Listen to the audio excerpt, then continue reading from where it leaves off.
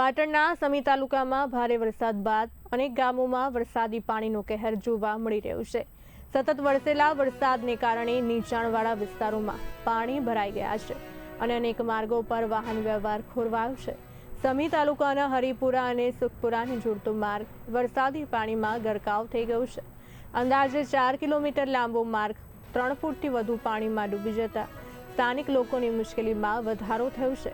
હાલ આ માર્ગ પરથી માત્ર ટ્રેક્ટર જેવા ભારે વાહનો જ પસાર થઈ શકે તેવી સ્થિતિ સર્જાઈ છે, જેને કારણે રોજિંદા કામ માટે જતા લોકો અને વાહન ચાલકોને ભારે હાલાકી ભોગવવી પડી રહી છે।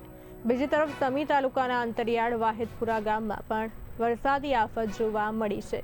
ભારે વરસાદને કારણે ગામનું તળાવ તૂટી જતા પાણી ગામમાં ફરી વળ્યો। અચાનક આવેલા પાણીના પ્રવાહથી અનેક ઘરોમાં પાણી ઘૂસી ગયા અને ઘરવખરી તેમજ જીવન જરૂરી સામાનને નુકસાન પહોંચ્યું છે।